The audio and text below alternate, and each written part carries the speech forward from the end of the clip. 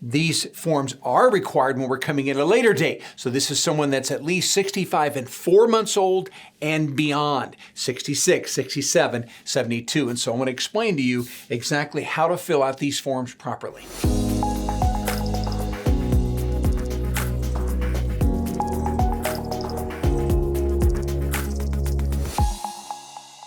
Welcome to Medicare School Daily, where we help you understand Medicare, save money, avoid making mistakes, and above all else, get the most out of your Medicare benefits. Now, today's topic actually are dealing with some forms, how to fill those forms out. Those forms are called the CMS-L564 and the CMS-40B. Now, these forms have to do with enrolling into Medicare. Now, as I get into this, I just want to remind you that when we start Medicare, there's actually two different times in which we can start our Medicare benefits. We can start those benefits right at 65, our 65th birth month, or we can start at a later date. Now, that means that someone is at least 65 and 3 months old and beyond. They may be 66 or 67 or 72, but they're coming in later. So when we come into Medicare at 65, that's called the Initial Enrollment Period. If we come in later, and the reason we would do that is because you or your spouse are still working, covered by an active employer-provided plan, and you believe that that plan option is better than your Medicare option. Okay? And so we're going to address, first of all, the initial enrollment period. And that is simply when someone starts at 65 and they have 7 months to enroll in Medicare. That's 3 months before they turn 65, the month they turn 65, and then 3 months after. And the month that you enroll will determine when they start your coverage. And so that means if I enroll April, May, or June, they start my coverage in July. If I enroll in July, they start me in August. If I enroll in August, they start me in October. I enroll in September, they skip October, skip November, I start in December. If I enroll in October, they skip November, December, I start in January. So you can kind of see if I start enrolling during these last 4 months, they delay my coverage. I enroll the first 3 months, I start my birth month. That's called the initial enrollment period. And here's what I want you to know.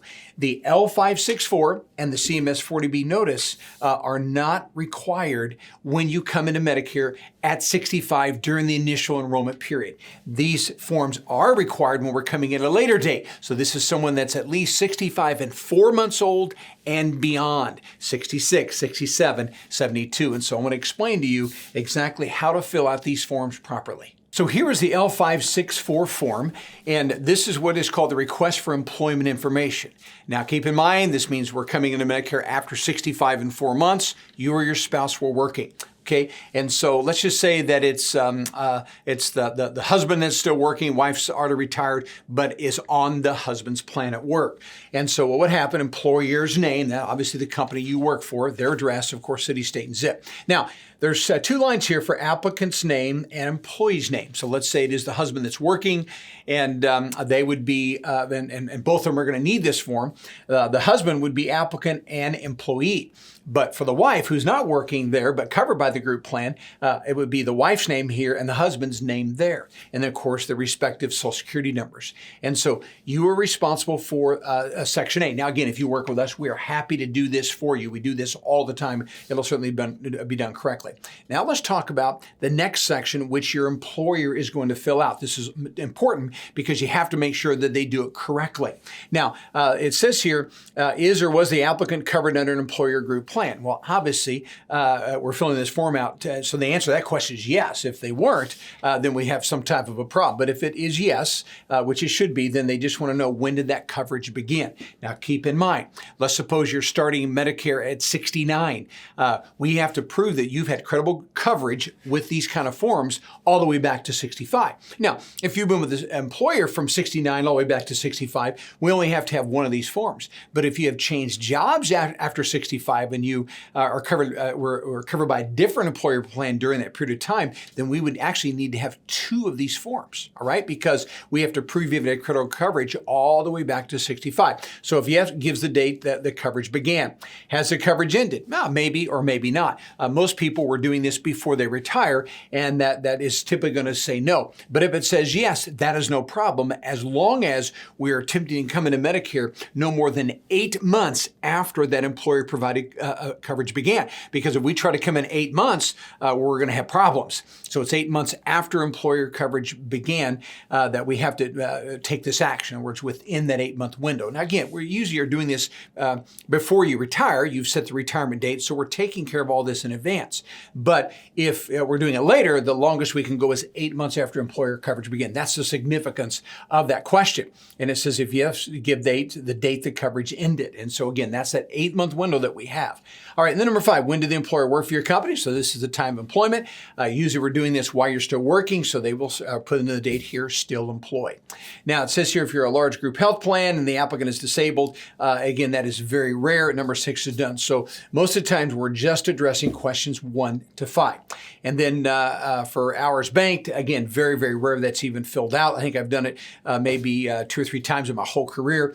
And then for all employers, notice what it says. We have to have the signature of the person who filled the form out. And of course, what their title is. Could be HR department. It could be vice president of the company or whatever. It doesn't matter. Just they have to sign it and official. And then, of course, their date and their phone number. All right. So let's review again. You have to do Part A, or we'll do it for you. Employer is going to fill out Part B, and then the employee is going to have to sign and date this. Now, this form can be faxed in and faxed back to you. We do not have to have what we call a wet signature on the form. Just as long as it's been completed properly, signed and dated, that's all we need. Now, another thing that's important about the form is that we never want this form to be the date of this form and signature date and filled out date to be any more than 90 days prior to when we're going to begin coverage. So we have to do this within the 90-day window. So you don't get this filled out 6 months or a year in advance. It's not going to work that way. We have to have this form filled out within a 90-day window of when we're going to submit the form and start our Medicare benefits. All right. So that's the L564. Now let me explain secondly, real quickly, the CMS-40B. It's a very simple form, and let me explain how to fill that form out. Now the CMS-40B form is not filled out by your employer. It's filled out by you or by us if we work with you. But I do want to go through the details because there's a couple things here that are very, very important. Number 1, it says your Medicare number.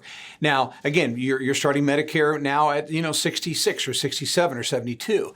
And so you may have already enrolled in a Medicare A only. And if you did, then you have a Medicare A only card.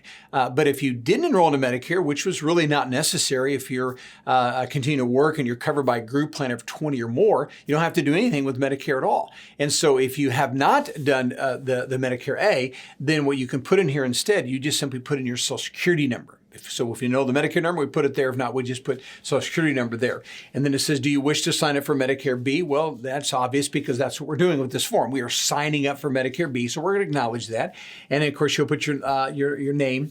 And you remember, they do want last name, first name, middle initial or middle name on that line. And then your mailing address and then the city, street, of course, and then your zip code. You'll put your phone number down. That's the most easy to reach you. It is rare that they call you, but just in case something were to go wrong, they may reach out to you. So give them a phone number. And then it says here a signature, and that you, of course, sign your name and put the date here. Now, this does throw some people off. It says on here, there's a signature of a witness, an address of witness. Now, 99.9% of all people would never have to fill that out because this is a witness for someone that did know how to sign their name. That means they sign their name with an X. I think those days are pretty much gone, but if someone does sign with an X, then there will be a witness signature required. Otherwise, you just simply sign your name. You can skip 9 and 10. And here's the most important part of this document is number 12, the remarks section. And what we're going to do here is we're going to tell the Social Security office when we want to start our Medicare benefits. And so let's say you're working and your group plan is going to end June 30th. Then we're going to put on here, please begin my Medicare benefits July 1 of whatever year you're going to start. So we actually tell them the date we want to begin our Medicare benefits, because if you don't put the date in there, they're going to start you the very next month from when they get this form. Well, you may want to submit this 60 days or 90 days in advance. You're prepared and trying to get all this set up well in advance. So we have to pick the date. Now, keep in mind, just like I was saying on the L564, we don't want anything submitted prior to 90 days of our coverage. We don't want these things completed any sooner than 90 days because then those dates have expired. And so they like things to be current within 90 days of when we want our Medicare benefits to begin. All right, so that's the L564 and the 40B form that are required if we're going to come into Medicare using the Special Enrollment Period, which means we're at least 65 and 4 months and beyond, and now we're ready to start our Medicare benefits. Hey, thanks so much for watching the video, and I do hope that it was helpful. Now, if you feel like you need to learn more about Medicare to make sure you're making the right Medicare decision, really the best way and the easiest way to do that is to go to MedicareSchool.com. That's MedicareSchool.com, and you'll be given the opportunity to click on Get the Free Workshop. We call that the Essentials Workshop, and I do all the teaching, and there you'll learn all the ins and outs of Medicare to make sure that you have an accurate and thorough understanding of how Medicare works. The second thing you can do is click where it says Talk to a Medicare Guide, and there you can actually set up a time where you can discuss your situation with the Medicare Guide. They'll explain all your options, and they'll actually even walk you through the enrollment process as well if that's what you need to do. And so go to MedicareSchool.com, watch the workshop, or talk to a Medicare Guide. It would be our privilege to assist you further.